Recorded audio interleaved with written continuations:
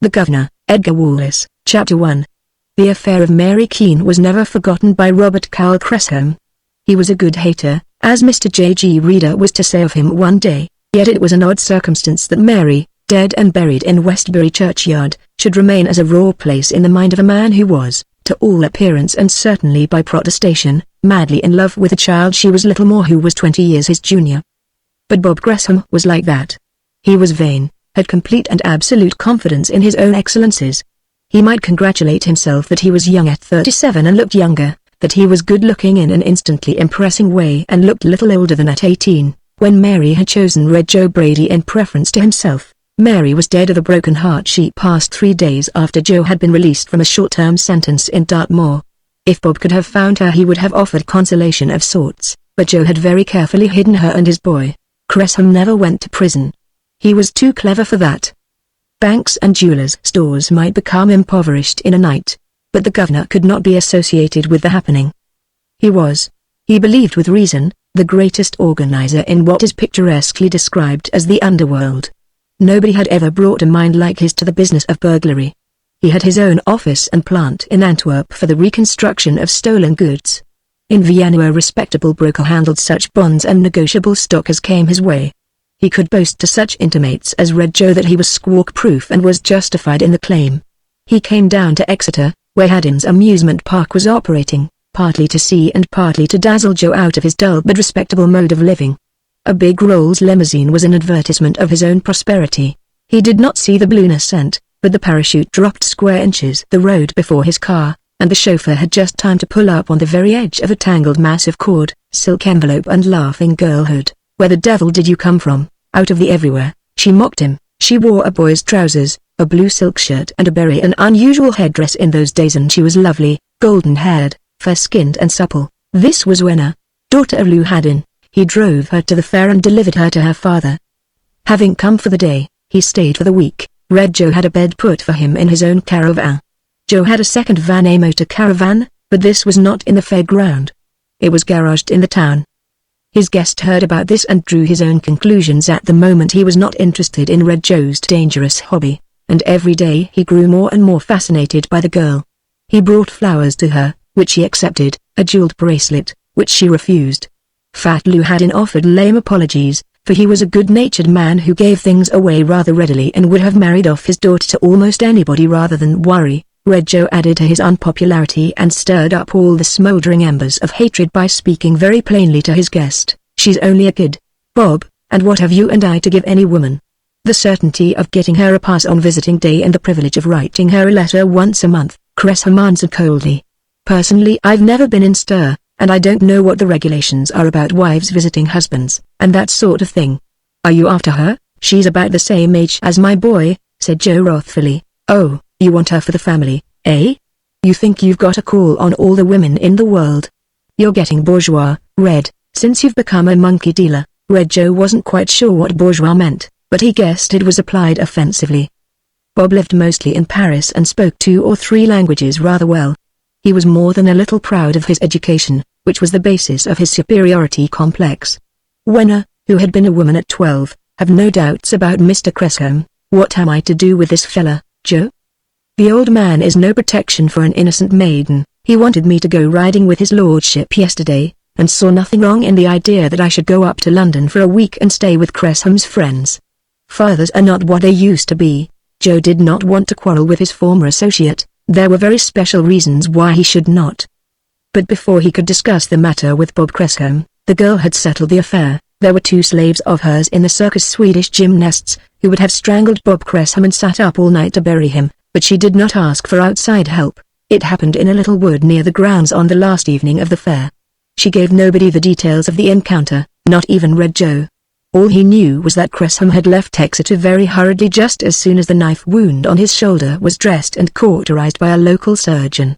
Wenna had learned quite a lot about knife play from one of her Swedish gymnasts, who had left his country as a result of his dexterity in this direction. Thereafter Bob Cressham had another grievance to nourish. A few months after he returned to Paris he learned that Mr. J.G. Reader was interesting himself in a new issue of Slush which, in the argot of the initiated, means forged money. And then he remembered the locked motor caravan which was Joe Brady's, but which he never slept in. or even brought to the fairground. He returned to London on the very day Mr. Reader had reached a certain conclusion. Chapter 2, Brady's Work, said J.G. Reader. He had fixed the banknote against a lighted glass screen and was examining it through a magnifying glass. It was the 14th £5 note he had inspected that week. Mr. Reader knew all that there was to be known about forged banknotes. He was the greatest authority in the world on the subject of forgery, and could, as a rule, detect a wrong by feeling a corner of it. But these notes, which had been put into circulation in the year 1921, were not ordinary notes. They were so extraordinary that it required a microscopic examination to discover their spurious nature. He looked gloomily at their chief inspector, it was Benprey in those days, and sighed. "Mr. Joseph Brady," he repeated, "but Mr. Joseph Brady is now an honest man. He is following a peaceable and picturesque profession." "What profession?" asked Prey. "Circus," replied Reader soberly. "He was born in a circus. He has returned to his interesting and precarious element." When Red Joe Brady had finished a comparatively light sentence for forgery, he had announced his intention of going straight. It is a laudable but not unusual decision that has been made by many men on their release from prison. He told the governor of the jail and the chief warder, and, of course, the chaplain, who hoped much, but was confident of little, that he had had enough of the crooked game and that henceforth, he told Mr. Reader this, taking a special journey to Brockley for the purpose. Mr. Reader expressed his praise at such an admirable resolution, but did not believe him. It was pretty well known that Joe had money stacks of it, said his envious competitors, for he was a careful man. He was not the kind that squandered his illicit gains, and he had made big money. For example, what happened to the £100,000 bank robbery which was never satisfactorily explained? Cressham had his cut, of course, but it was only a quarter. Bob used to brood on this. It was his illusion that there wasn't a cleverer man at the game than he. Anyway, the red-haired athlete, who had once been billed as Rufus Baldini, the master of the high trapeze, and was known in the police circles as Red Joe, had a very considerable nest egg, maintained his boy at a first-class boarding school and, generally speaking, was rich. He came out of prison to take farewell of a dying wife at a moment of crisis for Lou Haddon, of Haddon's Grand Travelling Amusement Park. That fat and illiterate man had employed a secretary to manage his private and business affairs, and the secretary had vanished with £18,000 which he had drawn from Lou's London bank. And at the time Lou was wading through a deep and sticky patch of bad trading, Joe was an excellent businessman and, outside of his antisocial activities, an honest man. The death of his wife and the consciousness of new responsibilities had sobered him. He arrived at the psychological moment, had in an accountant to expose the tangle at its worst, and bought a half-interest in the amusement park, which for 2 years enjoyed exceptional prosperity. The underworld also has its artists who work for the joy of working. There was no reason why Joe should fall again into temptation, but his draftsmanship was little short of perfection, and he found himself drawing again. He might have confined himself to sketches of currency for his own amusement if there had not fallen into his hands the right paper. Now, the right paper is very hard to come by. As a rule, it does not require such an expert as Mr. Reader to detect the difference between the paper on which English bank notes are printed and the paper which is made for the special use of forgers. You can buy in Germany passable imitations which have the texture and the weight, and, to the inexpert finger, the feel of a bank note. It is very seldom that paper is produced which defies detection. 8,000 sheets came to Joe from some well-intentioned confederate of other days, and his first inclination was to make a bonfire of them. But then the possibilities began to open up before his reluctant eyes. There was sufficient electric power at his disposal from the many dynamos they had in their outfit, and there were privacy and freedom from observation. Mr. Reader located Joe and put him under observation. A surreptitious search of his caravan revealed nothing. One morning Mr. Reader packed his bag and went north. There was a great crowd of people in the Sandbay Fairground when Mr. Reader descended from the station fly which brought him to the outskirts of the town. He had not come direct from the station. He and his companion had made a very careful search of a caravan in a lock-up garage at the Red Lion. Haddon's Imperial Circus and Tropical Menagerie occupied the center of the ground.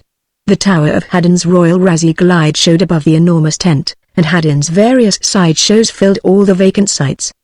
The municipality did not wholly approve of Haddon's, his bandwagons, his lions and tigers, his fat ladies and giants, but the municipality made a small charge for admission to the ground, for the relief of rates. Mr. Reader paid a humble coin, stoutly ignored the blandishments of dark-eyed ladies who offered him opportunities for shooting at the celluloid balls which tipped and jumped on the top of a water jet, was oblivious to the attractions of ring boards and other ingenious methods. He had come too late for the only free attractions, the balloon ascent and the parachute jump by the Queen of the Air. She was at the moment of Mr. Reader's arrival resting in the big and comfortable caravan which was Mr. Haddon's home and centre. But it was to see the Queen of the Air that Mr. Reader had taken this long and troublesome journey. He sought out and found Red Joe Brady, whose caravan was a picture of all that was neat and cozy. Brady opened the door, saw Reader at the foot of the steps, and for a moment said nothing. Then, "Come up, will you?" He had seen behind Mr. Reader 3 men whose carriage and dress said detectives loudly. "What's the idea, Mr. Reader?" Mr. Reader shook his head sadly. "All this is very unpleasant, Joe, and very unnecessary. I have searched that caravan of yours at the garage. Need I say any more?" Joe reached his hat and overcoat from the peg. "I'm ready when you are," he said. Joe was like that. He never made trouble where trouble was futile, nor excuses where they were vain. When I heard the news after he had been taken away, and wept, not so much for Joe as for Danny, the boy who had spent his holidays with the circus and who had found his way into her susceptible heart. Mr. Reader was in the vestibule of the Old Bailey one day, and was conscious that somebody was looking at him, and turned to meet the glare of 2 eyes of burning blue fixed on him with an expression of malignity which momentarily startled him. She was very lovely and very young, and he was wondering in what circumstances he had deprived her of her father's care, when she came across to him. "Your Reader?" Her voice was quivering with fury. "That's my name," he said in his mild way. "To whom have I the honor?" "You don't know me, but you will. I've heard about you. You're the man who took away Danny's father. You wicked old devil. You." Mr. Reader was more embarrassed to see her weep than to hear her recriminations. He did not see her again for a very long time, and then in circumstances which were even less pleasant. Generally speaking, Red Joe Brady was lucky to get away with 10 years. Men had had lifers dished out to them for half that Joe had done. Chapter 3.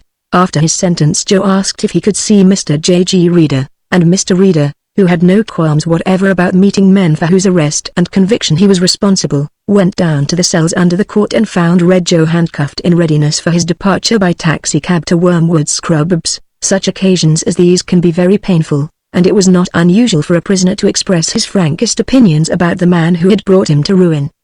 But Joe was neither offensive nor reproachful. He was a spare man of medium height, and was in the late 30s or the early 40s. His neatly brushed hair was flaming red, hence his nickname. He met the detective with a little smile and asked him to sit down. "I've no complaints, Mr. Reader. You gave me a square deal and told no lies about me, and now I want to ask you a favor. I've got a boy at a good school. He doesn't know anything about me and I don't want him to know. I had the sense to put a bit of money aside and tie up the interest so that the bank will pay his fees, and give him all the pocket money he wants while I'm away.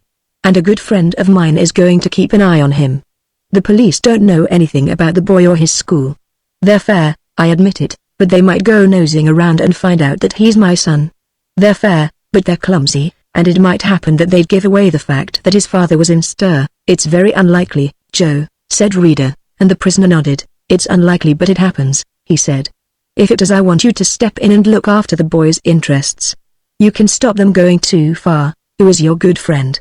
asked Reader, and the man hesitated. "I can't tell you who he is for reasons," he said. There was something of uneasiness in his tone. Only for the briefest moment did he reveal his doubt. "I've known him years. In fact, he and I courted the same lady, my poor little wife, who's dead and gone. But he's a good scout and he's got over all that." "Is he straight?" asked Mr. Reader. Joe was silent, pondering this question. "With me, yes. Bob Cressum, well, you know him, but he's never been inside." Mr. Reader said nothing. "He's clever too. One of the wisest men in this country." Reader turned his grave eyes upon the man. "I'd like to help you, Joe, but you'd be wise to give me the name of the school. I might do a little bit of overlooking myself." Joe shook his head. "I can't do that. I've asked Bob, and it would look as if I didn't trust him. All I want to ask you to do is to cover up the kid if anything comes out. I want that boy never to know what a crooked thing is." The detective nodded, and they rose together. The taxicab was waiting and 2 warders stood by the open door. Joe changed the subject and considered his own and immediate misfortune. "I can't understand how you got me," he said. "I thought I was well away with that second caravan. I hand it to you, you're smart." Mr. Reader offered him no enlightenment, nor did he ask the name of the boy. He knew that to the wild-eyed girl Red Joe was just Danny's father. The next day he went in search of Bob Cressum. He found Bob sipping an absinthe frap in a cafe near Piccadilly Circus. He was a lithe, dark man, who, in his confidence, surveyed the approach of the detective without apprehension, but when Mr. Reader sat down by his side with a weary little sigh, Cressham edged away from him. "I saw a friend of yours yesterday, Mr. Cressham," read Joe. "I saw he'd gone down, looking after his son, eh? Guardian of innocent childhood, H.M.?" Cressham moved uneasily. "Why not? Joe's a pal of mine." "Grand fella, Joe. We only quarreled twice about women both times." "You're a good hater," said Mr. Reader gently. He knew nothing then about when I had in her ready knife, nor what she had said to him about Danny. He saw the man's face twitch. "I've forgotten all about it. Women do not interest me really." Mr. Reader sat, his umbrella between his knees, his bony hands gripping the crooked handle. "H.M., he said, a good hater." Joe wanted to know how he was caught. "I didn't tell him that somebody called me up on the phone and told me all about the second caravan." Cressham turned his scowling face to the other. "Who called you up?" he demanded truculently. "You did," said Mr. Reader softly. "You were under observation at the time. You didn't know that, but you were. I knew you were a friend of Brady's. I believe you were in the graft, but I could never prove it. And you were seen to telephone to me from a public booth in a Piccadilly tube at 11:27 one night. That was the hour at which the information came to him. Be careful what you do with that boy, Mr. Cressham. That is all." He got up, stood for a moment staring down at the uneasy man, and made his leisurely way from the restaurant. Cressham left London a week later, and very rarely returned. In the years that followed he proved himself an excellent organizer. Danny Brady went out to him in less than a year. In some mysterious way the story of his father's antecedents had reached the headmaster of his select school, and his guardian was asked to remove him. The boy came to see when the fair was at Nottingham. She was less depressed by his expulsion, for it was no less than exhilarated by the prospect of his going to Paris. A tall stripling, with dark auburn hair. He had grown since the girl had seen him last. She listened gravely to the recital of his plans, and her heart ached a little. If she did not like Mr. Reader, she hated Bob Cressham. "He's a queer man, Danny. I hope you'll be all right." "Stuff. Of course I'll be all right," he scoffed. "Bob's a grand man. He wants me to call him Bob. Besides, he's a great friend of my father's." She did not reply to this. Wenna was older than her years, knew men instinctively, and bitterly regretted all she had said about Danny that day in the wood, when she put into words the fantastical marriage plan of Danny's father. So Danny went out. He came back a year later, a man, a careless, worldly young man, who had plenty of money to spend and had odd ideas about men and women, and the rights of property. She used to correspond with him. Sometimes he answered her letters, sometimes months went past before he wrote to her. Years went on, and Wenna seemed not a day older to him when he came back under a strange name. The old troth was replighted. He had had some experience in lovemaking. She felt curiously a stranger. 2 days after he left she heard of a big jewel robbery in Hatton Garden, and, for no reason at all, knew that he was the tall, slight man who had been seen to leave the office of a diamond merchant before his unconscious figure was found huddled up behind his desk. For by now Danny was an able lieutenant of the Guv'nor. Chapter 4. Almost everybody associating with the criminal world had heard of the Guv'nor. Scotland Yard referred to him jestingly. Inspector Gaylor did not believe in governors, except the governors who ran the whizzing gangs, and he was acquainted with them because he had met and testified against these minor bosses, and had had the satisfaction, which only a policeman feels, in seeing them removed in the black van which runs regularly between the Old Bailey and Pentonville prison. But the real Guv'nor, the big man, was a myth, a mariner's tale. Even when the jewel robberies began to assume serious proportions, nobody dared suggest that this visionary character had any connection with the crimes. But to hundreds of lawless men, who spent the greater part of their lives in the cells of convict prisons, the Guv'nor was a holy reality. He was immensely wealthy. He paid large sums to poor guys for their work and spent fortunes to keep them out of prison. At the very suggestion that a newcomer to Dartmoor was a highly paid lieutenant of the Guv'nor, he was treated with respect which amounted to reverence. This shining and radiant figure was, alas, unreachable. Nobody knew his identity. There was no channel by which a poor and bungling burglar might approach his divinity. They told stories about him half true, half imaginary. He was a titled gentleman, who lived in a great house in the country and had his own motor cars and horses. He was a publican who kept a saloon in Islington.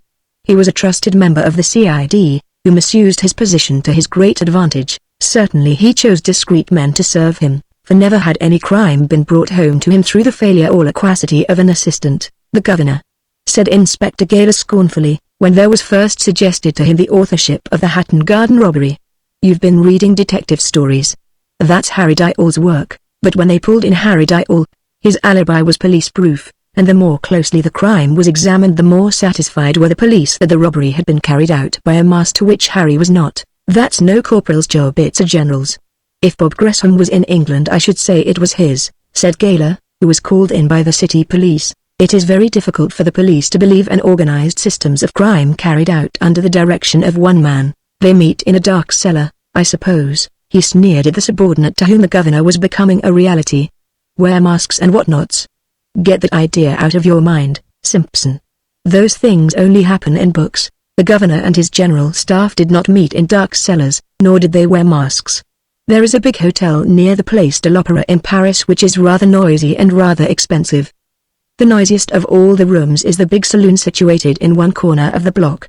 Here the incessant pip-squeak of taxi-cabs, the deep boom of motor horns, the thunder and ramble of cumbersome omnibuses are caught and amplified. 4 men played bridge, a fifth, and the younger, looked on impatiently. The eldest of the 4 helped himself to a whiskey and soda from a little table at his side, and threw down a card.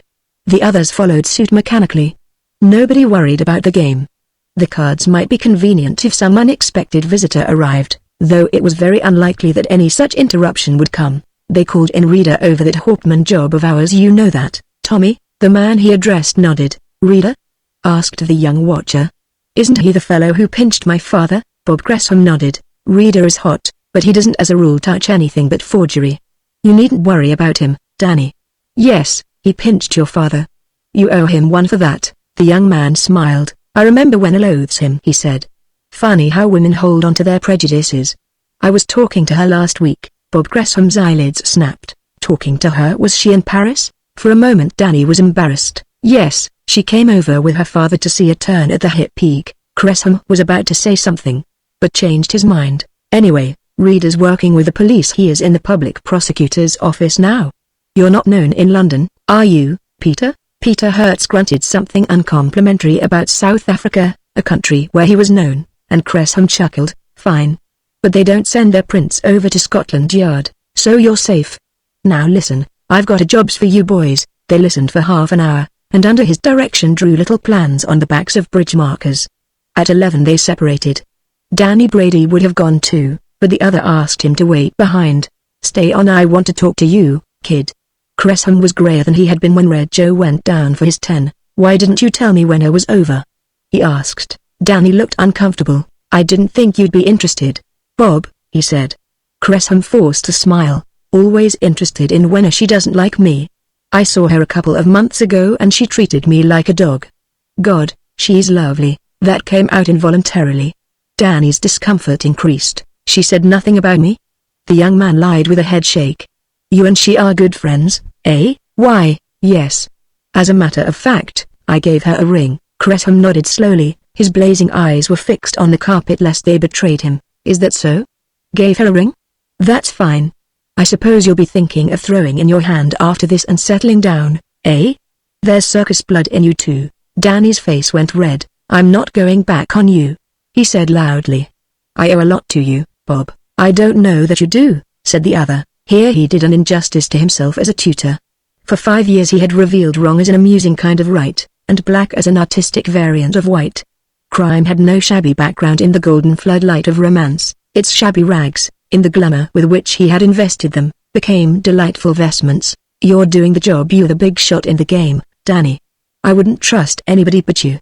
And talking of big shots, he went into his bedroom and came back with something in his hand that glittered in the lights of the chandelier. That's the first time I've trusted you with a gun. Don't be afraid to use it. You're not to get caught. There will be 3 cars planted for you with the engines running. I'll give you the plan. I'll have an aeroplane just outside of London. If you're pinched, don't worry, the governor will get you out. The young man examined the revolver, fascinated. His hand trembled. He had a moment of exultation, such as a young knight must have felt when the golden spurs were fastened to his heel. You can trust me, Governor, he breathed, and if there's no get out, send me the Life of Napoleon. The Life of Napoleon had a special interest for the governor's friends. He stayed on for an hour whilst Bob talked about West End jewelers, their peculiarities and weaknesses. Chapter 5, Mr. J. G. Reader began to take a solicitous interest in West End jewelers' shops soon after the Hauptmann affair. For the Hauptmann affair was serious, that a shop manager should be bludgeoned in broad daylight and 3 emerald necklaces snatched from a showcase was bad enough, that the 2 thieves should escape with their booty was a very black mark against police administration. Questions were being asked in Parliament. An undersecretary interviewed a police chief and made pointed comments on efficiency. Then it was that Mr. Reader was asked to collaborate. He was a member of the public prosecutor's staff, and for some strange reason was persona grata at Scotland Yard, which is odd, remembering how extremely unpopular non-service detectives are at that institution. So it came to be that Mr. Reader spent quite a lot of time wandering about the West End of London, his frock coat buttoned tightly, his square-topped bowler hat at the back of his head, a disconsolate figure of a man. Jewelers came to know him. They were rather amused by his helplessness and ignorance of the trade. One of them spoke to Inspector Gaylor. What use would he be in a raid? He must be 100 years old. 107, said Gaylor soberly. At the same time, I wouldn't advise you to stand in his way if he's in a hurry. Gridens was robbed that night, the contents of the strong room taken, the night watchman was never seen again. Then the Western Jewellers Trust had a visit which cost the underwriter £12,000. Mortimer Sims, the court jewellers, was robbed in daylight. Mr. Reader was in bed when 2 of these robberies occurred. When he appeared after the Mortimer Sims affair, he was subjected to a certain amount of derision, but Mr. Reader was not distressed. He continued his studies and delved into the mysteries of precious stones. He handled diamonds which were not diamonds but white sapphires, to the top of which a sliver of diamond was attached. He examined samples of the faker's art which were entirely new to the detective.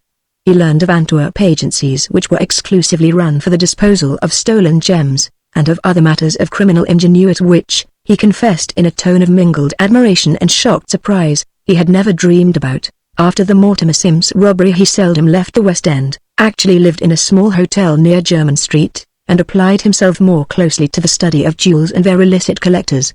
There was a long and blameless interval during which the governor's men did not operate.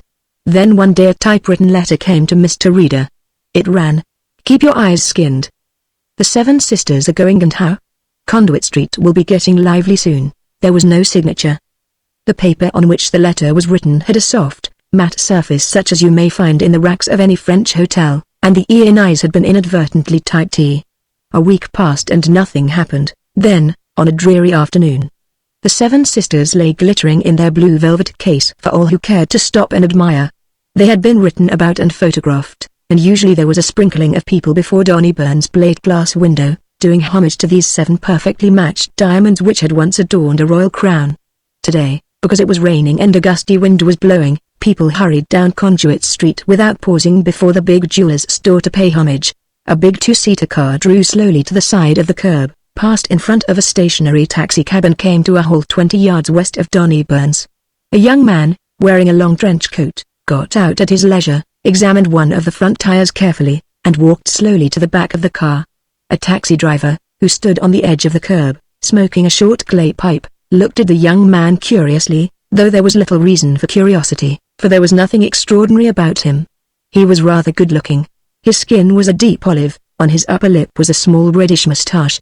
The hair under the soft hat was red too, but nobody observed him very closely at the moment. He walked back to Donnybourne's and stood before the window, examining the 7 sisters. Then, without haste, he seemed to be drawing a circle with his finger. There was a curious squeaking sound, and when he pushed at the window the circle of glass fell inward. He lifted the case, snapped down the lid and walked back to where his car was waiting. The taxi driver had his back towards him, and saw him pass and jump into the car, which stood with its engines running. Then, "Stop that man!" somebody screamed the words from the doorway of the jewelers. It was unfortunate that a policeman turned the corner and came into sight at that moment.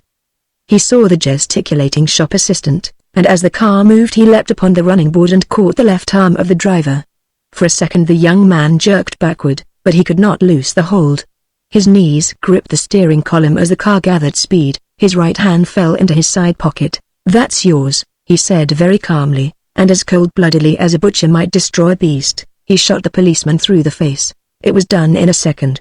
He dropped the gun to his side, gripped the wheel and spun round the corner. He had not seen the elderly man with the side whiskers and the queer top hat, a man who, in spite of the rain, did not wear an overcoat nor was his umbrella unfurled. If he had seen him he might not have considered Mr. Reader a serious obstacle to his plans. Indeed, he gasped his amazement when, just as the car took a turn, he jumped to the running board. "Stop, please." The driver dropped his hand to his side. Before he could raise it, something sprayed into his face, something that took the breath from his body and left him fighting for air. Mr. Reader switched off the engine, guided the car to the curb, and allowed it to crash itself violently to a standstill against a stationary lorry. It had hardly stopped before he gripped the young man and dragged him onto the sidewalk. Police whistles were blowing. He saw 2 policemen running, and handed over his prisoner. "Search him before you take him to the station," he said gently. "It is quite permissible in the case of a man who is carrying dangerous firearms." He picked up the pistol from the seat of the car, examined it carefully and dropped it into his pocket. The young man had recovered from the shock of the ammonia fumes that had been vaporized into his face, and by this time he was handcuffed. A cab drew up to the edge of the curb, and the policeman signaled him. "No, no." Mr. Reader was very insistent. "There is too little room in a cab." "Perhaps the gentleman would help us." He nodded to a stout man in a big limousine which had pulled up to give its occupant an opportunity of satisfying his curiosity. The stout man went pale at the suggestion that his car should be used for the conveyance of a murderer, but eventually he took his seat by the driver. It was to Marlborough Street that the prisoner was taken, and whilst the inspector was telephoning to Scotland Yard, Mr. Reader offered intelligent advice. "Take every stitch of his clothing from him and give him new clothes, even if you have to buy them," he said. "I'm afraid I have a rather criminal mind, and I am just putting myself in this unfortunate young man's place, and wondering exactly what I should do." The clothing was removed, an old suit was discovered, and, by the time Chief Inspector Gaylor arrived from Scotland Yard, Mr. Reader was making a very careful examination, not of the pockets, but of the lining of the murderer's discarded waistcoat. Between the lining and the shaped cloth of the breast he found a thin white paper which contained as much reddish powder as could be put upon the little fingertip. In the lining of the coat he found its fellow. In the heel of the right boot, running the length of the sole, was a double-edged knife, thin and very flexible and keen. "Pretty well equipped, Mr. Reader."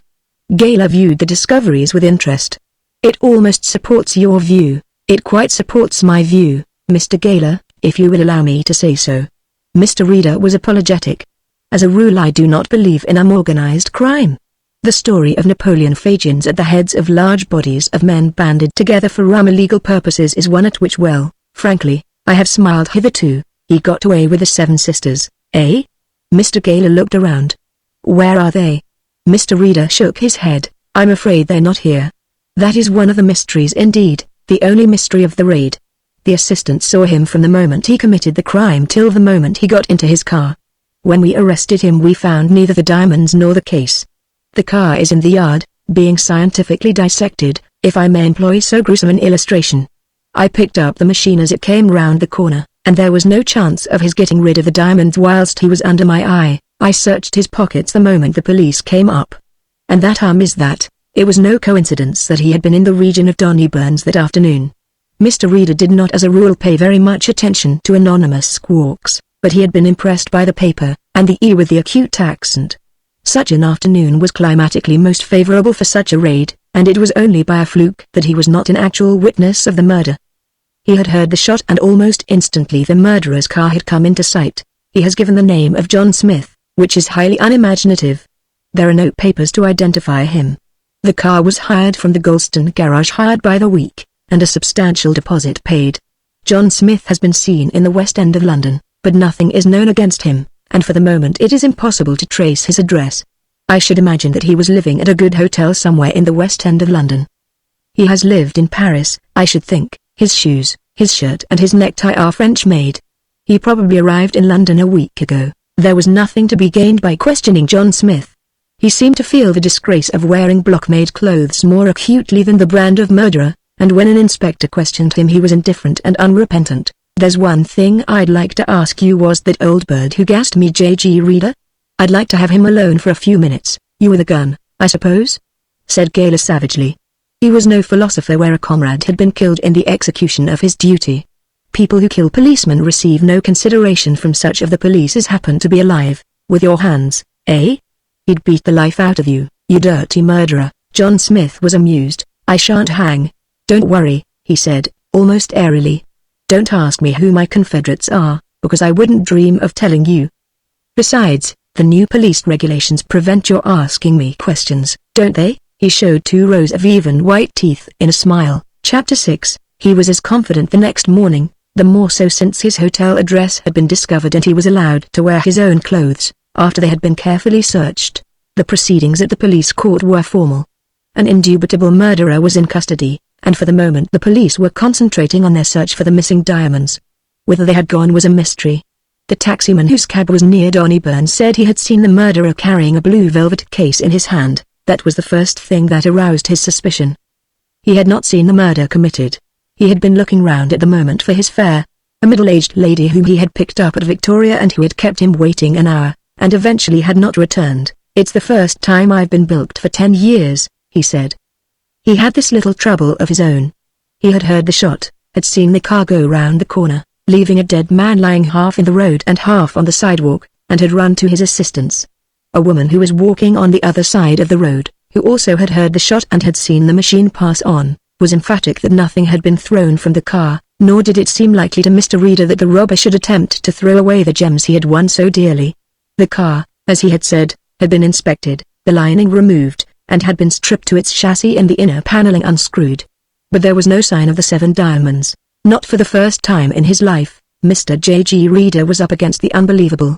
He had scoffed at gangs all his life, and here undoubtedly, and in the heart of London, was operating no mere confederacy of 2 or 3 men, whose acts were dictated by opportunity and expediency, but a body directed by a mastermind. Mr. Reader shuddered at the discovery that he was accepting such a bogey as a master criminal, operating on predetermined plans and embodying not one branch of the criminal profession but several. After the police court proceedings he went, as usual, by tramcar, a sad-looking figure, sitting in a corner seat, resting his hands upon the handle of his umbrella and expressing his gloom on his face.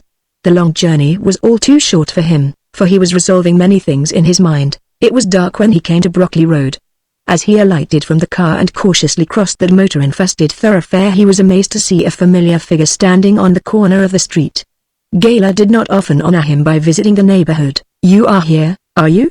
Inspector Gaylor was obviously relieved. Another man had alighted from the tramcar at the same time as Mr. Reader, but he had hardly noticed him. "It's all right, Jackson."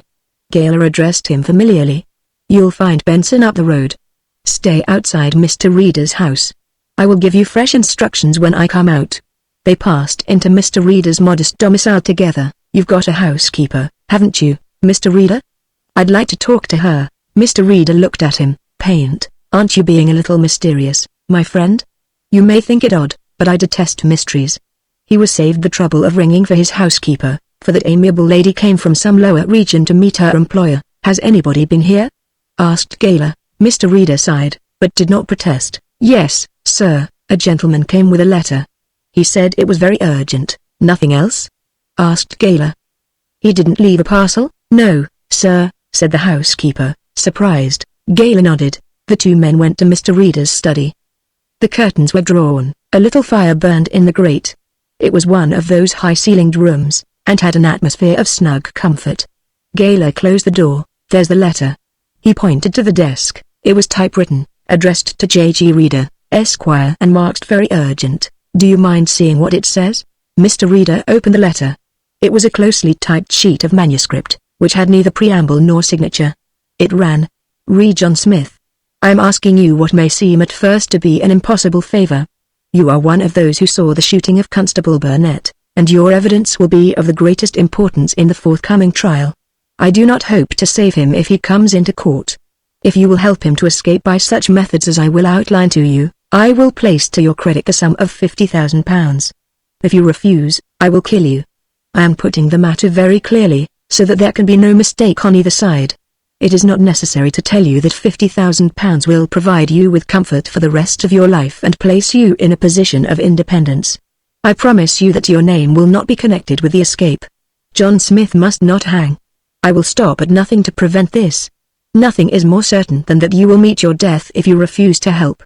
If you are interested, and you agree, insert an advertisement in the agony column of the Times next Tuesday, in the following terms: Johnny, meet me at the usual place. James, and we will go further into this matter." Reader put down the letter and stared incredulously at his companion. "Well?" said Gaylor. "Dear me, how stupid," murmured Mr. Reader. He looked up at the ceiling. That makes 41, or is it 42? 42 what? Asked Gayla curiously. 42 people have threatened to take my life if I didn't do something or other, or because I have done something, or is it 43? I have had a similar letter, said Gayla. I found it at my house when I got home tonight. Reader, this is one of the biggest things we have ever struck.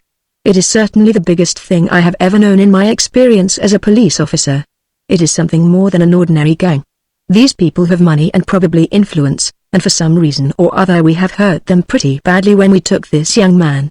What are you going to do? Mr. Reader pursed his lips as if his immediate intention was to whistle. Naturally, I shall not put in the advertisement as our friend suggests, he said. Why next Tuesday?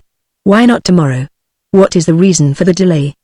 The letter was urgently delivered. It is sure to call for an urgent reply. It is a little too obvious. Gayla nodded. That is what I thought.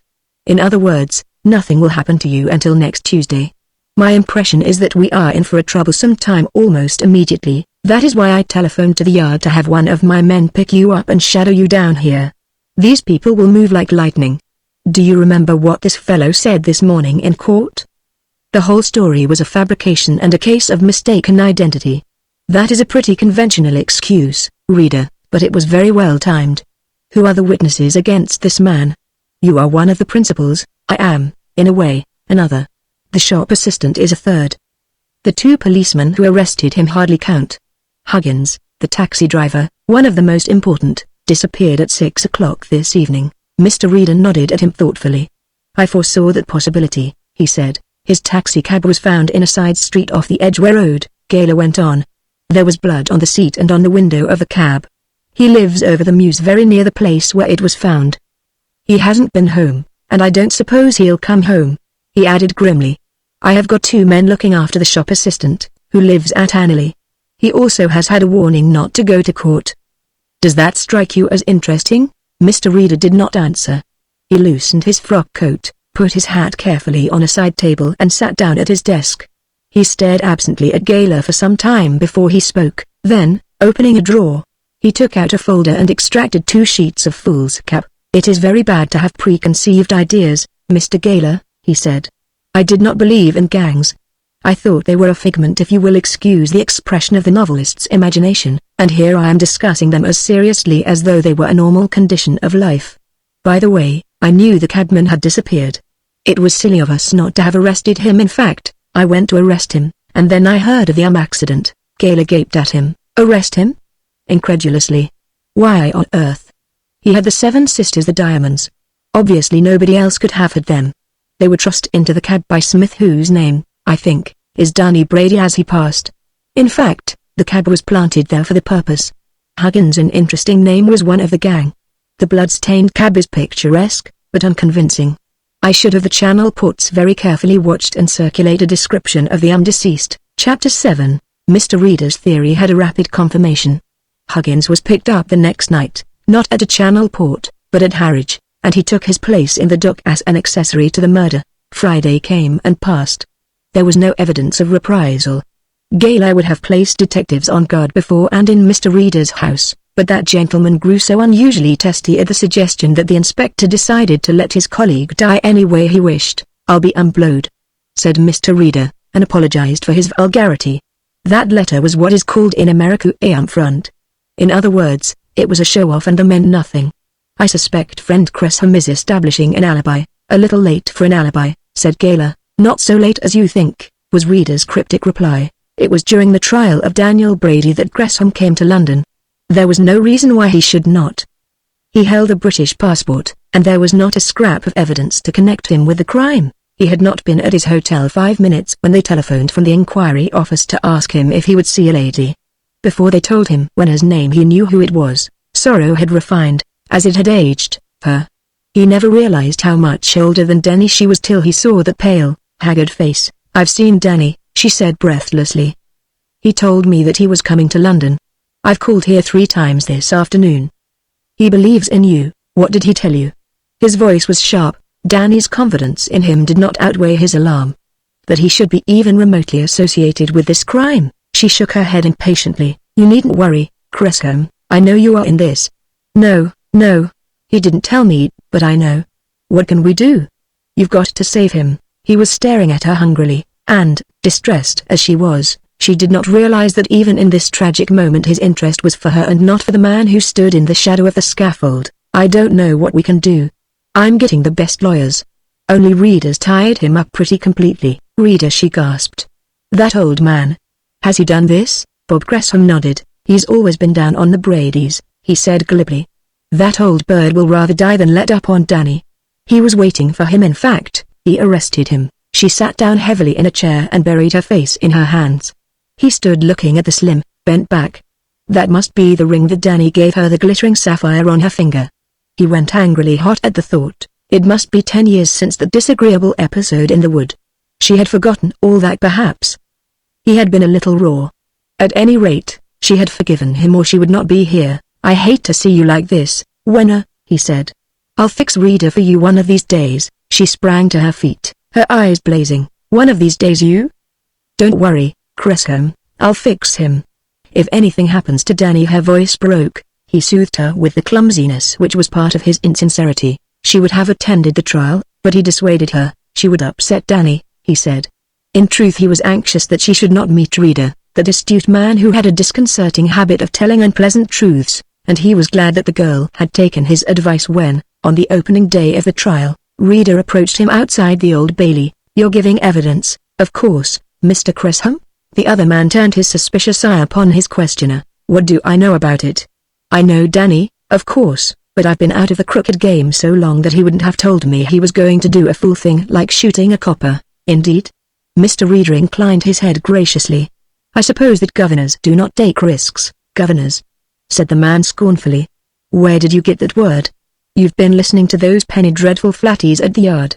"No, I tried to keep the boy straight. He's the son of my pal, and that's why he is having all the legal assistance that money can buy." And Mr. Huggins, who, by the way, was identified this morning by a South African police officer, who happened to be in London, as Peter Hertz, "Is his father a friend of yours?" For a second Bob Gresham was embarrassed. "Naturally I shall look after him," he said at last. "I don't know the bird, but they say that he is a friend of Danny's. I don't even know the gang." Mr. Reader looked down at the pavement for a long time. "Is there anything wrong with my boots?" asked Gresham facetiously. Mr. Reader shook his head. "No, only I shouldn't like to be standing in them," he said. Red Joe Brady is due for release in a month's time. He left the master man with this unpleasant reminder. The trial ran its inevitable course. On the second day the jury retired and returned with a verdict of guilty against Brady and Hertz. Danny was sentenced to death and Hertz to 14 years penal servitude. Mr. Reader was not in court. It was not his business to be there, so he did not hear the commendations of the judge, or see Danny's frosty smile as the sentence of death was passed, and there came to him the realization that the all-powerful governor was for once impotent. He had listened to Reader's evidence closely, and only once did he appear startled. That was when the detective told of the warning he had had that the 7 sisters were threatened. Mr. Reader read the account in the late editions of the newspapers and sighed drearily. Gresham was not in court at the last, and had asked for an interview with the young man, a request which was refused. It was nearly midnight and the Mr. Reader was preparing to go to bed, when he heard the front bell ring. He had installed a small house telephone onto the street. It saved him a lot of trouble when his housekeeper had gone to bed. He pressed the knob which lit a small red lamp in the lintel of the street door and incidentally showed the concealed receiver of the phone, and asked, "Who is there?" To his surprise, Gresham was the reply. Gresham was the last man in the world he expected to see that night. He went downstairs slowly, switched on the light in the hall and opened the door. The man was alone. "I'm sorry to disturb you," he began. "I'll take your apologies in my office," said Reader. "Do you mind walking ahead of me?" He followed the visitor into the big room which was office and living room, and, closing the door, pointed to a chair. "I'll stand," said Gresham shortly. He was nervous. His restless hands moved from one button of his overcoat to the other. He put down his hat in one place, took it up and put it down in another. "I want you to understand, Reader," he began. "Mr. Reader," said the gentleman gently. "If ever I put you in the dock you can call me what you like. For the moment I would rather be called Mr., which means master, and I will be your master sooner or later, or my name is Smith." Gresham was taken aback by the correction. He scowled a little and then laughed nervously. "Sorry, Mr. Reader, but this case has rattled me. You see, the boy was in my charge. His father and I were old friends." Mr. Reader had sat down at his writing table. He leaned back now and sighed. "Is all this necessary?" he asked. "It is not conscience that has brought you here, it is blue funk, isn't it?" Gresham went an angry red. "I am afraid of nobody in the world." He raised his voice. "Not you, and not that damned SSH. J.G. Reader was apparently shocked. "I do not like strong language. You are afraid of nobody but Red Joe. I wonder, too, if you are afraid of that little circus girl who has paid several visits to your hotel? Miss Haddon, isn't it?" Bob Gresham stared but said nothing. He found a difficulty in speaking. She was engaged to the young man. "A fiery young woman, I remember her, yes."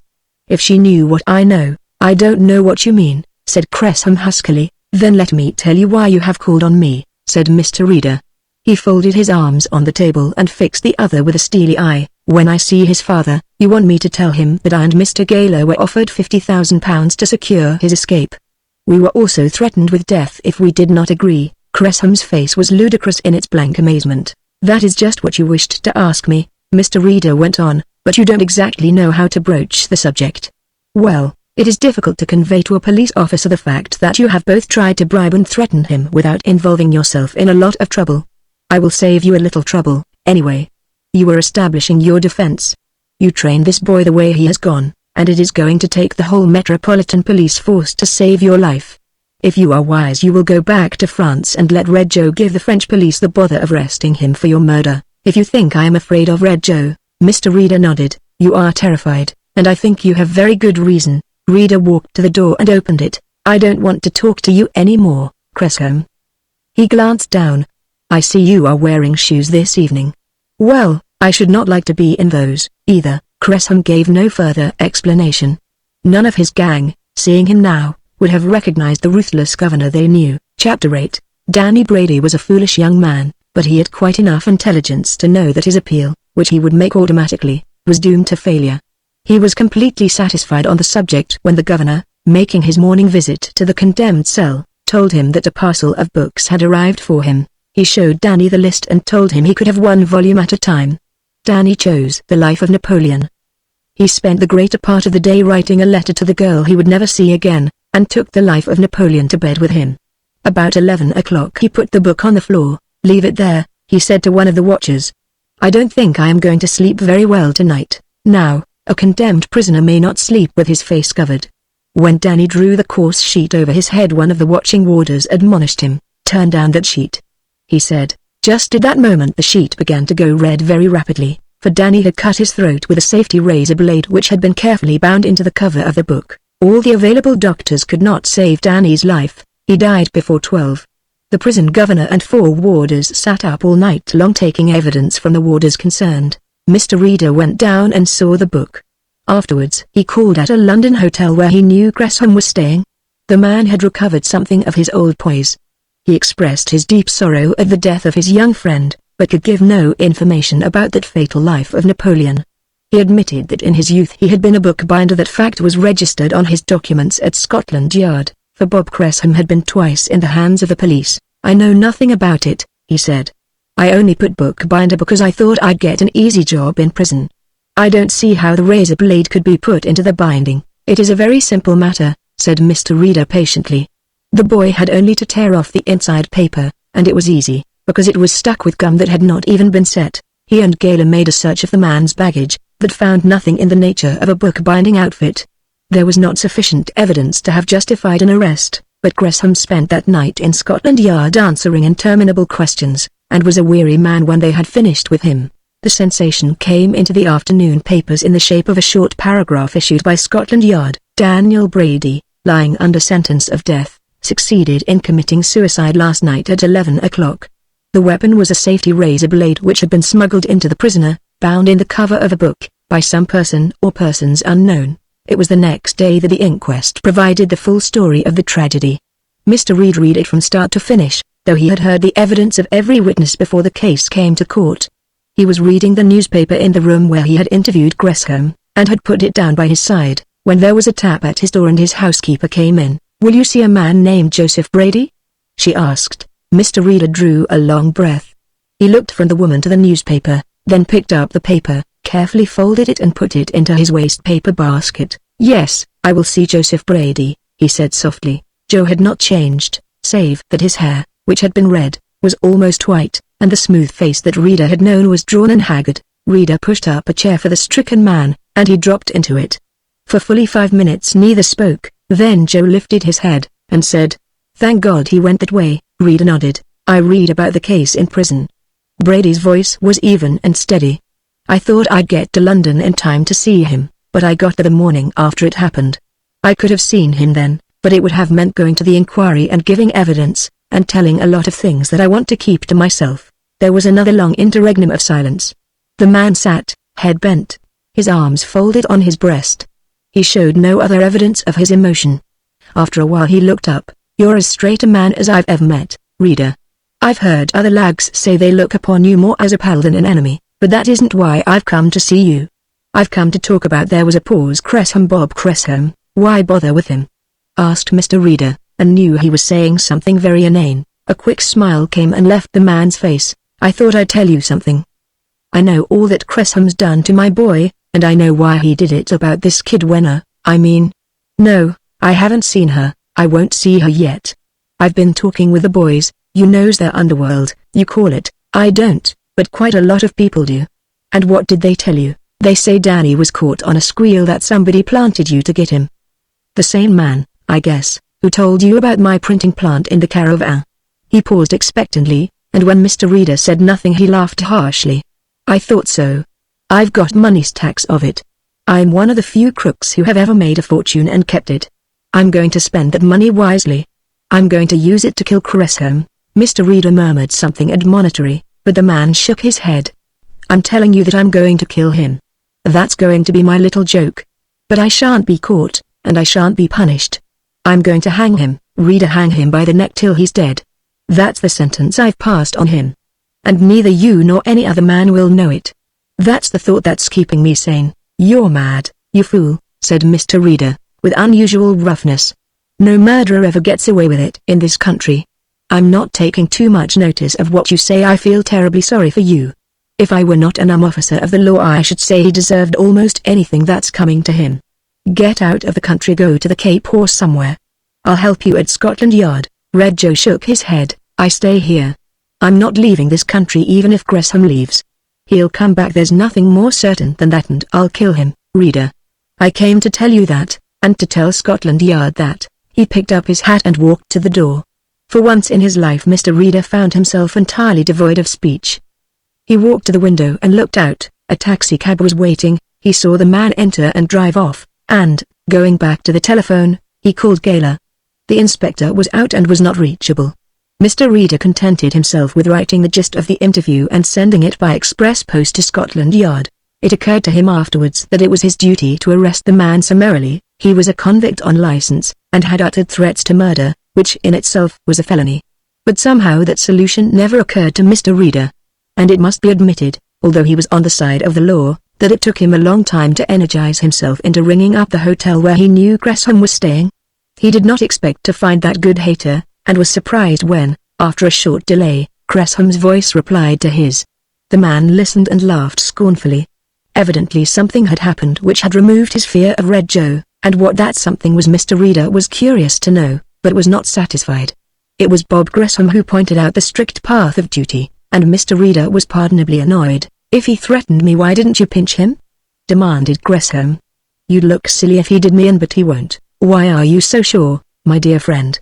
asked Mr. Reader gently. "Because, my dear friend," mocked Cresham's voice, "I am a pretty difficult man to reach." Chapter 9. Mr. Reader was well aware of the fact. Cressham never moved without his escort of gunmen. He had seen them hovering in the background that day at the Old Bailey. Not for nothing was he called the Guv'nor, the very title presupposed a following. He had doubled his escort since he heard that Red Joe was out of prison. His men slept in the rooms on either side of his. He had a guard outside the hotel. Cressham would have gone to Paris, he knew the bolt holes better there, and had a certain pull with important officials, and, but for Guv'nor, he would have left England on the day of the inquest. But Guv'nor was unusually humble and pathetically helpless. Old Llewellyn came down to London to bring her back to the show. He was not so much concerned by the tragedy which had broken her as by the loss of an attraction. "I'll come when I'm ready," she said. Lou complained sadly to Cressham that girls were quite different from what they had been in the days of his mother. "No respect for God or man or fathers," he quavered. She's afraid of nothing. She was making lions jump through hoops when she was 10, and she thinks no more of dropping 2,000 feet on a parachute than you and me would think of walking downstairs, he complained, but left her alone. She had so far forgotten her old detestation of Bob Gresham that she used to go to dinner with him in his suite. If she contributed nothing to his happiness, for she would sit for hours, hardly speaking a word, staring past him. She added zest and determination to this man who was in her thrall. He saw a grand culmination to these years of disappointment and rebuff. Red Joe. He did not fear he would be taken care of. If he were uneasy at all, it was because Joe made no direct attempt to see him, did not communicate by word or letter, though he professed to be without fear. He heaved a sigh of relief when he heard, from the man whom he had set to shadow him, that Brady had left one afternoon for the continent. For one moment he had an idea of ringing up Scotland Yard and reporting this irregularity.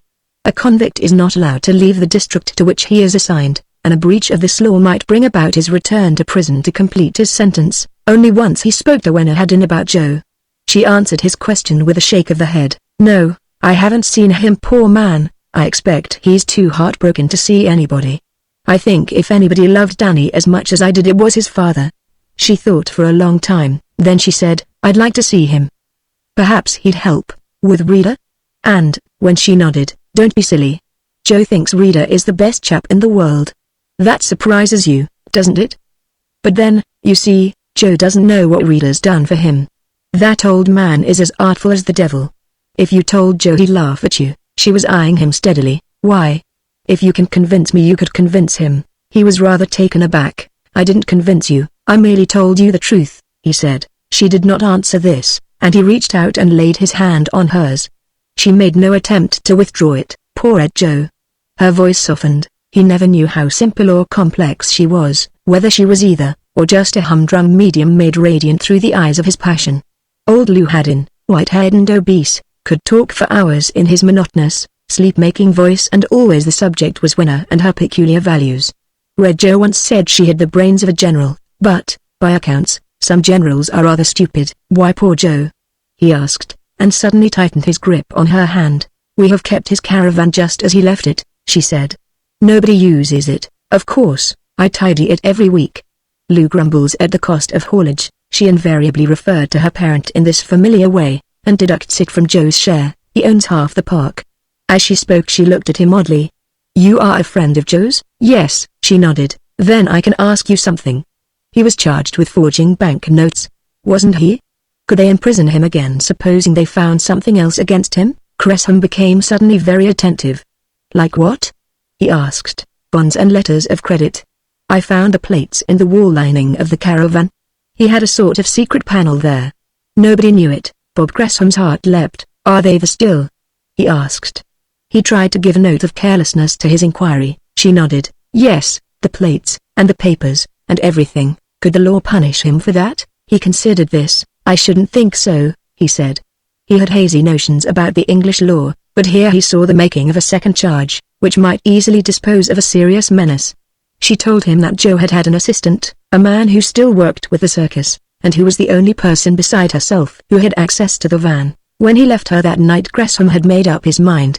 He tried to get in touch with the detective, but J.G. Reader was out of town. He was working on a case in the south of England. What that case was Gresham learned from the newspapers, and his hopes rose higher. Chapter 10. Mr. Reader was very heavily engaged, but found time to call at Gresham's hotel. "I'd have come to you," began Bob. "I'd rather you didn't. J.G. could be offensive on occasions.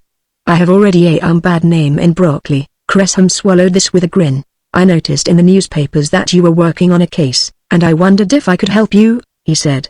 "I'd like to do you a turn if I could." "I'm so sure of that," murmured Mr. Reader. "It is a great joy to know that one's efforts are appreciated by the unconvicted classes." Without further preliminary, Gresham told him of what he had learned from the girl, and J.G. Reader listened without apparent interest. Yet, if this story were true, here was a big link in the chain he was piecing together with such difficulty. "Are you sure that this story isn't suggested by the foolish paragraph you read in the newspapers?" he asked. "If I die this minute," began Gresham. "You would go straight to hell," said Mr. Reader gravely. He was one of those old-fashioned people who believed in hell. "No, this is straight, Mr. Reader," protested Gresham. "I thought that you ought to know this. I'm not telling you this because I'm scared of Joe. so that I want to get him out of the way. I am telling you well, because I feel that you ought to know." Mr. Reader nodded slowly. "In the interest of justice, of course," he said. "Very uncommendable.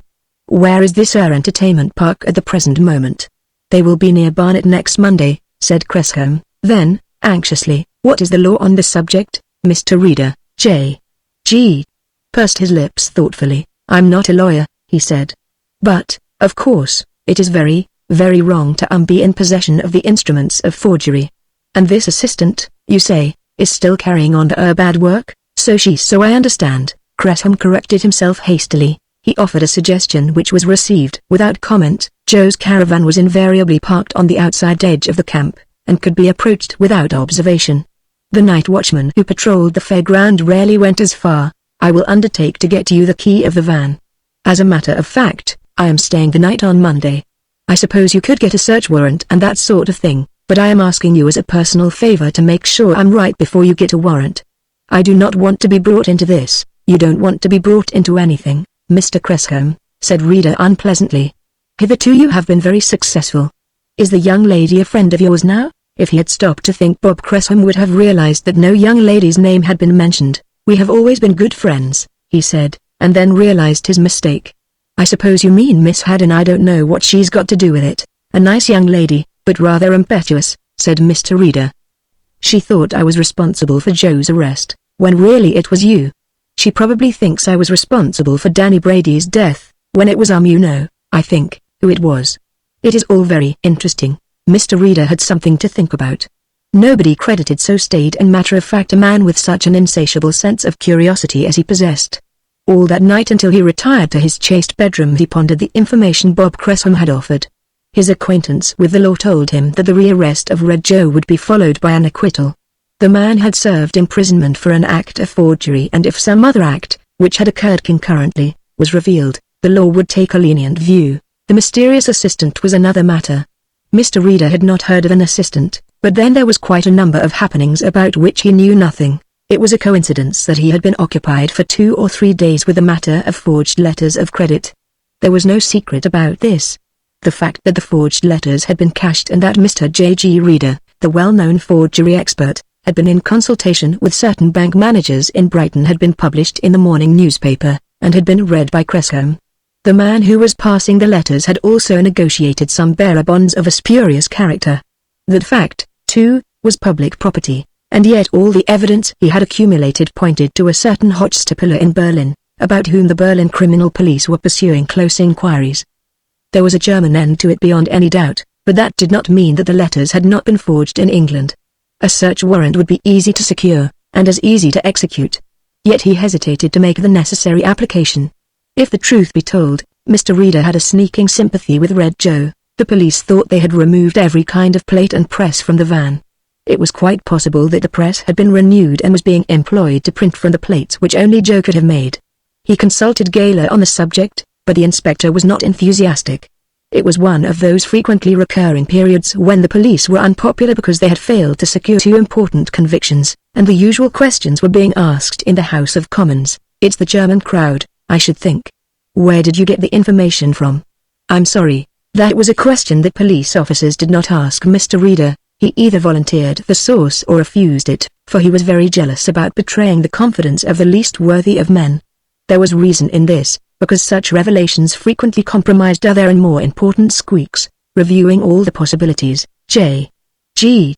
Reader decided not to pay a nocturnal visit to the Haddon ménage, and when Mr. Cressham rang him up at his home, he cut short the elaboration of that gentleman's instructions. It was a disappointed man who travelled to Barnet on a Monday afternoon, though his discomfort was short-lived. He had re-established contact with Wenner Haddon, an amazing accomplishment, all the more remarkable because he had recovered all the old fascination she had exercised. 10 years is a very long time. Men and women change in that period, especially women, but time had stood still for Wenner. The slim beauty of her went to his head like wine, and when she gave him a cold welcome at the door of the big caravan which old Lou had built for her, he could have shut his eyes and believed that it was only yesterday that their acquaintance had ended dramatically in that little plantation near the Exeter fairground. "Lou is away," she said. "He has gone to Liverpool to see a shipment of wild beasts that have arrived from Africa. You will sleep in his van." He glanced at her sleeping bunk, covered now with a gaily colored cloth. Above the head of the bed was a framed photograph of Danny Brady, the only picture in the van. "Poor old Dan," he said. "I feel responsible." She looked at him steadily. "Why?" she asked. Gresham shrugged his shoulders. "I should have given him a better training. Honestly, I tried to keep him out of the crooked game, Guv'nor." She smiled faintly. "He was too useful for you to keep him out," she said. "Let us be sincere with one another as far as we can be." She had the disconcerting habit of directness. Nobody made Bob Gresham feel so foolish as she did. "You're the governor, aren't you? I've heard about you." "Of course," she went on. "We have all sorts of queer people working for us, old jailbirds and people who should be if they had everything that was coming to them." "Were you in London when Danny was arrested?" He shook his head. "I rarely leave Paris." And then, feeling that the occasion called for a little frankness, "I'll tell you the truth, Guv'nor. I knew that Danny was doing this job. He was one of my best men. He was impetuous and undisciplined. The last thing I said to him before he left Paris was, for God's sake don't carry a gun. He promised me he wouldn't." She was looking past him out of the curtained window, and she sighed. "Reader, of course, knew as much about the business as I did. I'll hand it to that old bird. He's got the best information bureau in the world." She looked round at him. "And yet he's never caught you," she said. "That's queer, isn't it?" Bob Gresham chuckled. "The man who catches me has got to be up very early in the morning," he said complacently. Chapter 11. Guv'nor changed the subject abruptly, told him the news of the camp. They had had to shoot an elephant the previous week. He had got out of hand and attacked his keeper. 4 new turns were coming from Germany. They were acrobats, and a new woman rider.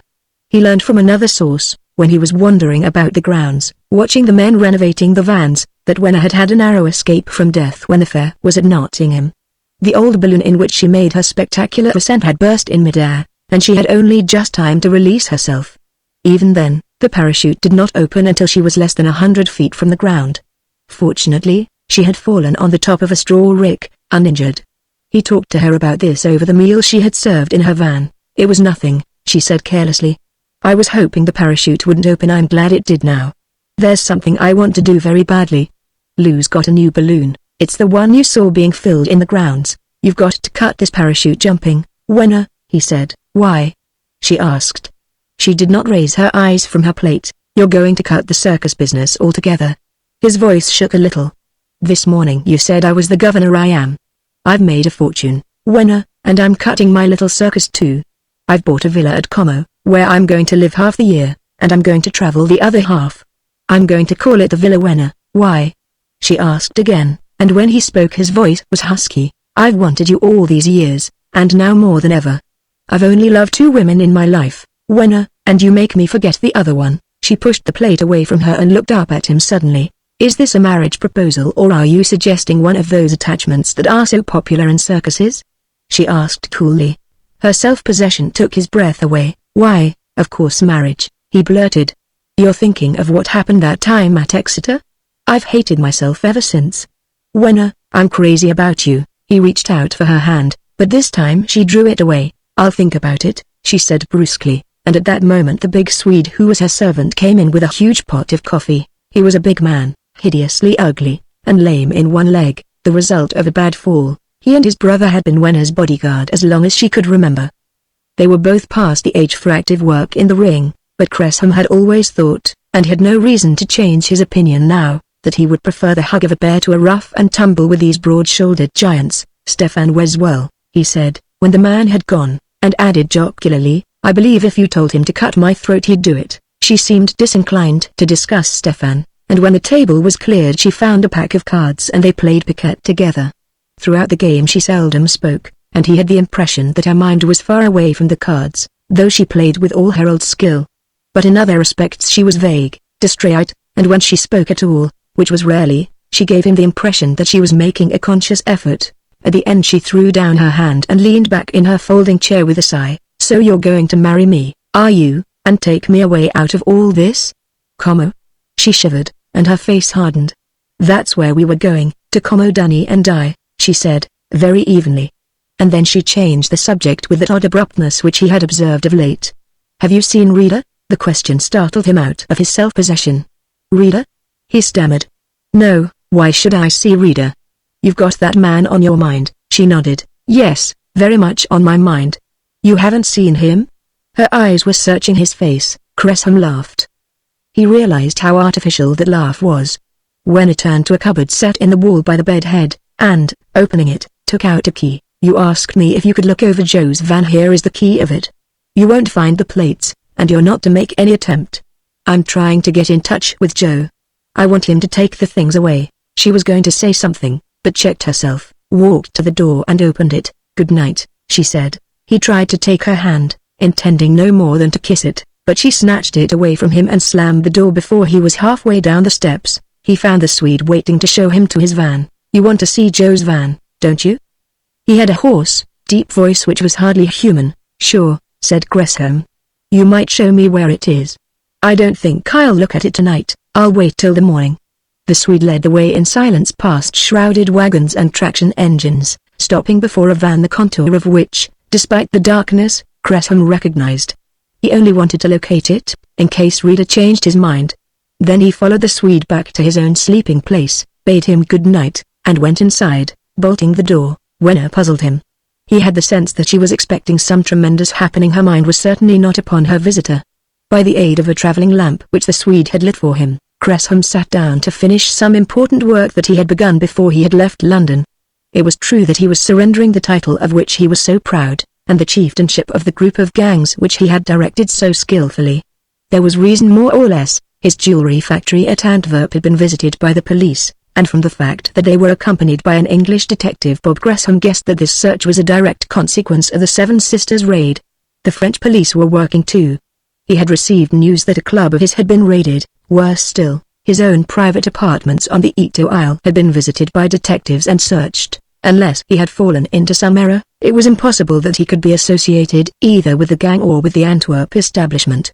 His connection with questionable enterprises was hidden 4 deep, and the police would be clever to connect him with any of the big jewel robberies which had exercised European police circles during the past 5 years. Now was a good time to finish, with Joe on his track, and Reader knowing considerably more about him than he had guessed. He was totaling up his investments and bank balances in various parts of Europe, and the sum of them was most satisfactory.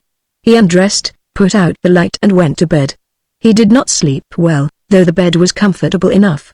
Somewhere in the fairground a lion was roaring hungrily throughout the night. He dozed, only to wake to a sound which, even in his sleep, had got on his nerves. He looked at his watch. It had stopped, and, heaving out of bed, he went to the door, drew aside the curtains and looked out. He uttered an exclamation under his breath. A man moved out of the shadow of a covered wagon a dozen yards away, and then, to his amazement, he saw a girl's figure go to meet the unknown watcher. A distant church bell boomed 4 o'clock. The man and the girl had disappeared. Presently they came into view again. It was Wenna. There was no other figure like hers in the world. He could not be mistaken. She stood for a little time, talking in whispers to the Swedish giant, then stole away as softly as she had come. He was puzzled, a little alarmed. What were they doing there at that hour of the morning? He resolved to ask the girl at the first opportunity. Though he had advertised his fearlessness, he shot a second bolt on the door and went to bed. It was daylight when he woke to the hammering on the door. The Swede was wearing his Sunday best suit and a collar that fitted awkwardly round his muscular throat. "If you want any breakfast you'd better have it," he growled. "Hans and I are going away for the day." He brought in a tray and put it on the bed whilst he fixed the table folded against the wall of the caravan. When Gresham had dressed and shaved he went to the girl's van and found her sitting on the steps, a cigarette between her white fingers. There was no evidence that she had been up all night. She was as fresh and rested as though she had slept the clock round. "How did you sleep?" she asked, without looking at him. "Badly. You ought to give those lions something to eat." "Wenna, what were you doing near my caravan at 4 this morning?" He expected her to deny this, but to his surprise she did not attempt to conceal her presence at that hour. "Somebody left open a door of the monkey cage and a couple of them got out," she said. "They usually obey me. We found them." "Did I disturb you, or was it the lions?" "They're old, and angry because they can never get enough to eat. I want you to shoot them and get another pair. Sims, the trainer, is afraid of them, which is bad. Lou will have to fire that man. When a trainer is scared of the animals he's taming, he ought to quit." "I'll do a little taming," he said good-humoredly. "You," was all she said, but it annoyed him. Before he could express his annoyance she went on. "There was only one man who could deal with lions, and that was Joe. They'd stand on their heads for him, though he was never a trainer. Give me that key." He had forgotten all about the key. "I thought of looking round Joe's van," he said. "I've changed my mind. She was waiting on a step to take the key from him. Something was wrong, how badly wrong he could not guess. He did not know that she had been waiting all that night for the advent of Mr. Reader, and that she had counted on his treachery to bring the detective into her hands. Her hatred of the man who had brought her lover to his death was an overwhelming obsession. Reader did not know this, it was unguessed even by Cressham. He was to make a discovery before the night was out. Chapter 12. Mr. Reader had had a heavy day. He had been successful in isolating, if not in capturing, the authors of the letter of credit. They were, as he suspected, a German gang operating in Leipzig. That afternoon he spent the greater part of an hour on the telephone, speaking to the German police, and, though weary in mind and body, he had the satisfaction of an accomplishment as he made his way home. He left Scotland Yard just before dark, and reached home without any mishap. His housekeeper came to him and reeled off the names of callers and the gist of telephone messages. She had an unusual memory and rarely committed telephone messages or even names and addresses to paper. He listened with closed eyes, stirring his tea, as she went through her record. A man called a quarter of an hour before you came in, a very tall man, a foreigner, I think. He wanted to see you. He said his name was Jones. A very foreign name, murmured Mr. Reader, in a facetious mood. One of the Joneses of Constantinople. The housekeeper, who had no sense of humor at all, said she wasn't sure about that. What did he want? Just to see me, that's all, sir. I thought he acted a bit odd. Mr. Reader smiled benevolently. All people act odd according to you, my dear lady. I'm afraid you have a mystery complex. You read too many detective stories. Did anybody else call and act odd? She couldn't recall anybody who was not absolutely normal. Strange people did come to this modest house in Brockley Road, and they had names that were stranger than Jones. Mr. Reader did not regard the personality or business of this particular visitor worth considering, and settled himself down to spend a peaceful evening preparatory to an early retirement. He had hardly finished his toast when his housekeeper came bustling in. He's called again, Jones. He says he's got a message from Mr. Brady. Mr. Joseph Brady. Reader nodded. Show him up. He had never before seen the big man who came awkwardly into the room. He could not have forgotten a face like Stefan's. I come from Mr. Brady. He spoke very slowly, in the sing-sing tone of a Scandinavian, and he was obviously ill at ease. What is the message? Asked Reader. The man cleared his throat. He asked me to say you come to him because he is ill, and he dare not come out because of all these talks about credit letters. Mr. Reader frowned. So far as he knew, Joe Brady was abroad. Where is he now?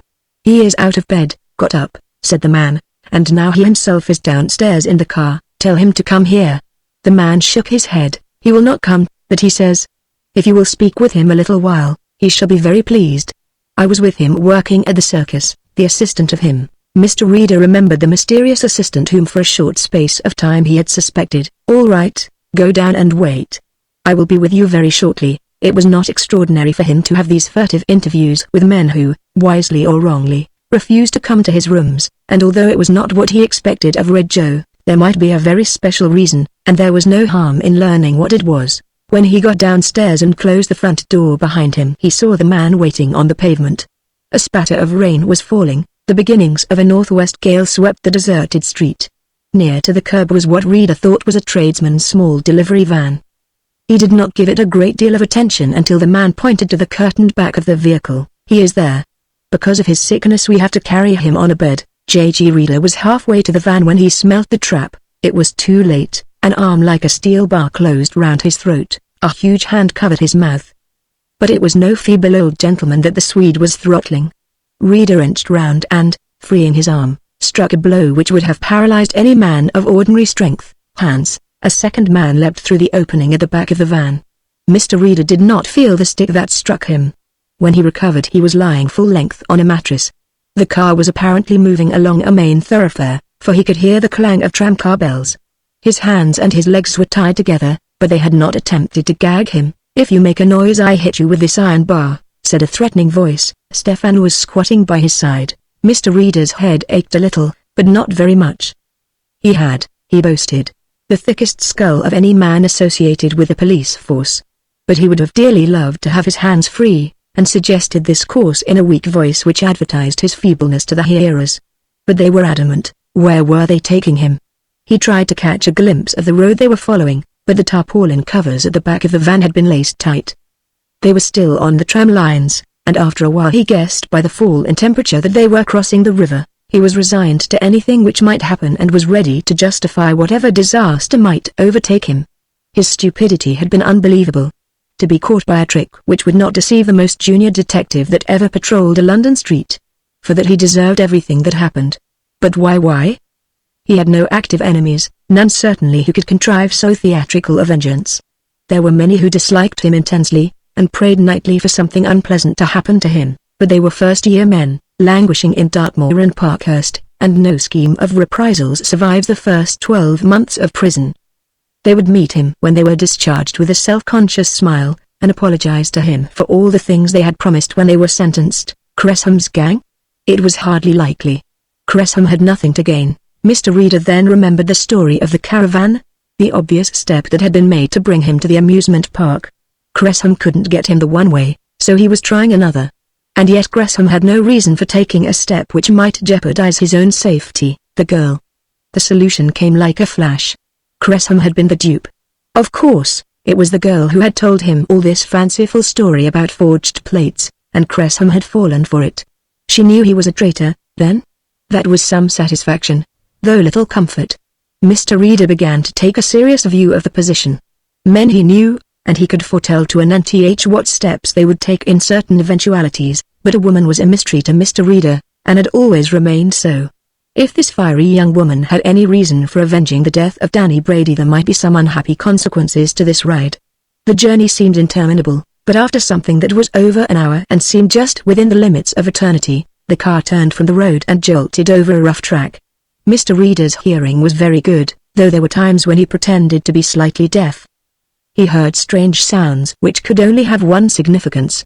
He was being taken to a circus, and the mental prediction he had made was fulfilled. There had been a scheme to get him here, but he was perfectly certain that Cresham was not in it. As the car stopped, Stefan leaned over, and folded a silk handkerchief over his prisoner's mouth, knotting it tightly behind.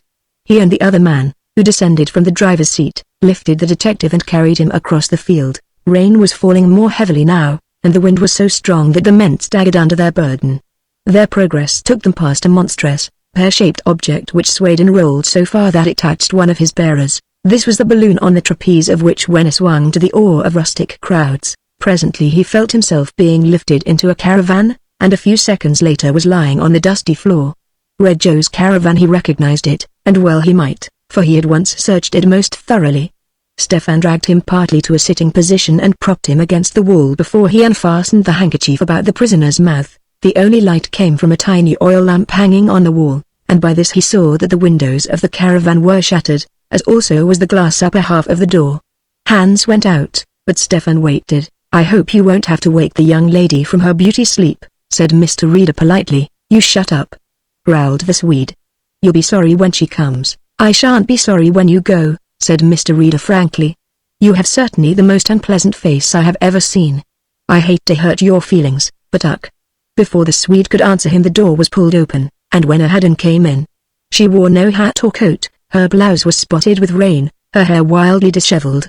She looked what she was, the very spirit of fury. "You know me?" she breathed. He looked at her critically. "Yes, I think so. Danny's girl, you know that. You trapped Danny. I've always hated you. You caught him, and then, when you knew he would appeal," she stopped. The words would not come. "I found another means of killing him?"